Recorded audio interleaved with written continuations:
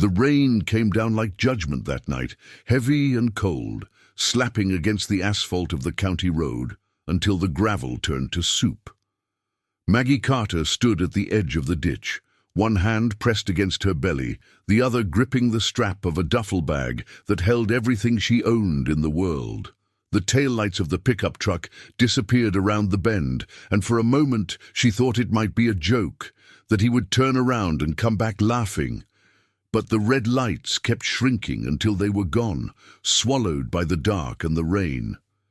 Then she heard his voice one last time, carried by the wind through the open window, before he hit the gas.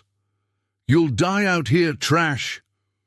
He called her something worse too, but that word got lost in the thunder. Maggie stood there, soaked to the bone, 4 months pregnant, and watched the truck vanish. She didn't scream, she didn't cry, she just stood in the mud and waited for the shock to pass. When it didn't, she started walking. Before we continue, remember that this is still a small channel, and I could really use your support. Please like the video and subscribe. It's free, and it helps more than you know. The road stretched out flat and endless through the Texas Panhandle, nothing but barbed wire fences and dark fields on either side. Maggie walked for what felt like hours, her shoes filling with water, her legs shaking. She had no phone, no money, except for a crumpled $20 bill she had hidden in her sock, and no idea where she was going.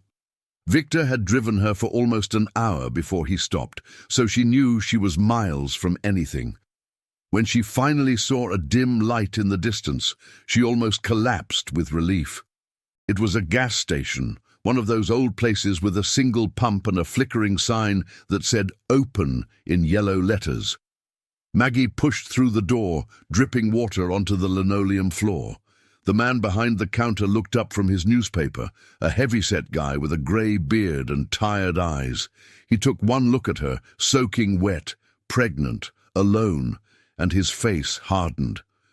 "We don't serve your kind here," he said. Maggie blinked. "I just need to use a phone, please." "Phone's for customers. You ain't buying nothing." "I have money." She pulled out the damp 20. He stared at it like it was dirty. "That ain't enough for nothing here. Get out before I call the sheriff." Maggie stood there for a second, the rain still dripping from her hair, and something inside her cracked. But she didn't break. She turned around and walked back out into the storm. She found shelter under the awning of an abandoned feed store a mile down the road. The roof leaked, but it was better than nothing. She sat on a pile of old burlap sacks holding her belly, and for the first time that night, she let herself feel the full weight of what had happened. Victor Hale, the man she had married 2 years ago, the man who had promised to take care of her and their baby, had thrown her out like garbage. He had called her names, accused her of things she never did, and left her in the middle of nowhere to die. And the worst part was, she had believed him when he said he loved her. She had believed every lie. She sat there in the dark, shivering, and she made a promise to the tiny life inside her. "I don't know how," she whispered, "but I'm going to give you a life. I'm going to make sure you never feel this way, I swear it." The next morning, Maggie hitched a ride with a trucker named Earl, who didn't ask questions, and dropped her off at the edge of a small town called La Mesa. It was a dusty place, with a main street that looked like it had seen better days 30 years ago. Maggie walked through the town looking for work, but everywhere she went she got the same reaction. The diner owner, a woman named Francine, looked at her belly and said, "I ain't hiring no pregnant girl. You'll be gone in a month." The motel clerk said the same thing. The grocery store manager said, "Come back after you have the baby." Maggie had nowhere to go and no one to turn to. She spent that night behind the town's community center, curled up against the wall, using her duffel bag as a pillow. She was hungry, cold, and terrified, but she didn't cry. She was done crying. The next day, she found a job at a dairy farm on the outskirts of town. The owner, a hard-faced man named Harlan, said he would pay her $20 a day, plus a place to sleep in the barn loft. The work was brutal. Maggie cleaned stalls, fed the cows, and hauled buckets of milk from sunup to sundown. Her back ached, her hands blistered, and her belly kept growing. The other workers, a group of men who had been there for years, laughed at her. "Look at the little mama," they jeered. "She ain't gonna last a week." Maggie didn't answer. She just kept working. At night she would lie on her cot in the loft, her hand on her belly, and she would talk to her baby. "We're going to make it," she said. "We're going to be okay." She lasted 3 months. When she went into labor, it was the middle of the night, and there was no one to help her. Harlan was in town, the other workers were asleep, and Maggie was alone in the loft, gripping the wooden beam, breathing through the pain. She delivered her son by herself, a tiny, screaming boy with a full head of dark hair. She named him Samuel, after her father, who had died when she was 16. She held him against her chest, both of them shaking, and she wept, not from pain, but from relief. She had done it. She had brought him into the world. But the next morning, when she went to collect her pay, Harlan told her the money was gone. "You owe me for the food and the blankets," he said, not looking at her. "You're lucky I let you stay this long." Maggie knew he was lying, but she didn't have the strength to fight. She packed her duffel bag, wrapped Samuel in a clean rag, and walked away from the farm. She had nothing, no money, no home, no future. But she had her son, and that was enough. She made her way back to La Mesa, and this time she didn't ask for charity. She went to the church on the corner of Main Street, a small white building with a faded sign that said, First Baptist. She knocked on the door of the pastor's house next door. A woman in her 60s answered. Her name was Ruth. Ruth looked at Maggie, at the baby in her arms, and without a word she opened the door and let her in. Ruth gave her a hot meal, a clean blanket, and a bed in the spare room. She also gave her an idea. "You said you used to bake with your mother," Ruth said. "Why don't you bake something? Sell it at the farmer's market on Saturday." Maggie had no money for ingredients, but Ruth loaned her $20. Maggie bought flour, sugar, eggs, and butter. She made a dozen pies, apple and pecan, using a recipe her mother had taught her. She sold them all in 2 hours. That was the beginning. Every week Maggie baked more. She started with pies, then added bread, then cookies and cakes. She set up a small table at the farmer's market, and people started to notice. Her pies were good, really good, and word spread. Within a month she had saved enough to rent a tiny kitchen space behind the laundromat. She worked day and night, with Samuel strapped to her back in a cloth sling. She would bake while he slept, and when he cried, she would hold him and rock him and whisper, "We're almost there, baby, we're almost there." But not everyone was happy for her. The owner of the town's only bakery, a man named Leonard Groves, saw her as a threat. He started spreading rumors. "That girl uses cheap ingredients," he told his customers. "I heard she got the recipe from a box mix." He sent his wife to Maggie's stall to buy a pie, then publicly claimed it was undercooked. Maggie took the criticism quietly, but inside she was burning. She knew she was better than his stale pastries. She knew her work was honest, but she also knew that in a small town, reputation was everything. One day, a woman named Eleanor Vance walked up to Maggie's stall. Eleanor was the owner of the largest ranch in the county, a wealthy widow with a reputation for being tough but fair. She bought a pecan pie, took a bite, and nodded. "This is good," she said. "I'm throwing a party for my daughter's engagement next month. 200 guests. I need 200 pies. Can you do it?" Maggie's heart stopped. 200 pies. She didn't have the equipment, the space, or the help. But she also didn't have the option to say no. "Yes, ma'am," she said. "I can do it." Eleanor smiled, but it wasn't a warm smile. "If you fail, I'll make sure everyone in this county knows you're a fraud. If you succeed, I'll pay you $5,000. You have 3 weeks. Maggie worked around the clock. She borrowed a commercial oven from a friend of Ruth's, a retired baker named Frank, who let her use his kitchen at night.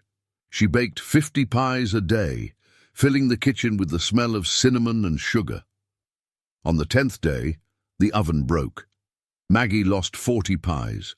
She sat on the floor of Frank's kitchen, covered in flour and tears, and for a moment She wanted to give up, but then she looked at Samuel, who was sleeping in his carrier, and she got up.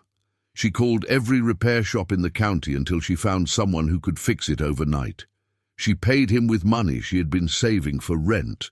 On the 15th day, Samuel got sick, a fever, a cough, and he wouldn't stop crying. Maggie had to choose between taking him to the doctor and finishing the pies. She took him to the clinic, where the doctor said it was just a cold, and she sat in the waiting room for 3 hours, holding him, praying. When she got back to the kitchen, she had lost a day.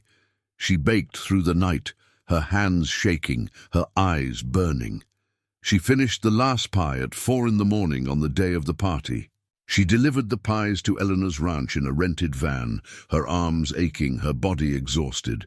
Eleanor's staff unloaded them, and Eleanor herself came out to inspect. She picked up a pie, examined the crust, took a bite. She chewed slowly, her face unreadable. Then she smiled. "You did it, girl." She handed Maggie an envelope. Inside was $5,000 in cash. Maggie stood there, holding that envelope, and she felt something she hadn't felt in years. Hope. With that money, Maggie rented a small storefront on Main Street. She painted the walls herself, installed a counter, and hung a sign that read, "Maggie's Pies." The first month was slow. People were still loyal to Leonard Groves. But Maggie kept baking, kept improving, and slowly the customers started coming. They came for the apple pie, the pecan, the cherry, the lemon meringue. They came because her pies tasted like home. Within a year, Leonard Groves closed his bakery. Within 3 years, Maggie had 3 locations. Within 5, she had 7. She employed 30 people, most of them single mothers, women who had been through what she had been through. She gave them fair wages, flexible hours, and a chance to start over. She became known not just for her pies, but for her heart. Samuel grew up in the kitchens, learning the trade from his mother. He was a quiet, kind boy with his mother's determination and his father's eyes. Though Maggie never told him who his father was, she said his father had died before he was born. It was easier that way. Then one Saturday afternoon, Maggie was working the register at her original location, the one on Main Street. The lunch rush was over, and the store was quiet. A man walked in, shuffling, wearing torn jeans and a stained jacket. He smelled of sweat and cheap liquor. He walked up to the counter and stared at the display case. "I ain't got much money," he said, his voice rough, "but I'm hungry. Can I get a day-old pie or something? Maybe a discount?" Maggie looked at him. Something about the voice was familiar. He lifted his head, and she saw his face. It was Victor Hale. He was gaunt, his skin yellowed, his eyes sunken. He looked 20 years older than the man who had left her on that road. He didn't recognize her. She had changed too much. She was clean, well-dressed, confident. He saw only a successful businesswoman. Maggie's heart pounded, but her face stayed calm. "I'll get you something," she said. She went to the back and came back with a plate of fresh pie and a cup of coffee. She set it in front of him. He ate like he hadn't seen food in days. When he finished, he looked up at her. "Thank you, Mom. You're a good soul." Maggie sat down across from him. "Victor," she said. He froze. The fork clattered onto the plate. He stared at her, his eyes widening. "Maggie?" She didn't answer. "Maggie, I'm so sorry. I was a monster. I was drunk. I was stupid. I've been looking for you for years. I wanted to make it right." She looked at him, and she felt nothing. No anger, no hate, no pity, just emptiness. "You left me to die," she said quietly. "I almost did." He started crying, ugly, desperate sobs. I know. Please, just let me see him. Let me meet my son." Maggie stood up. "You don't have a son," she said. "You have nothing. You gave up that right on a dirt road in the rain. I feed you because I'm not cruel, but don't mistake that for forgiveness. You don't deserve it." She turned and walked back to the register.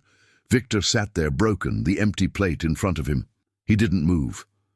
After a long moment, he got up and shuffled out the door.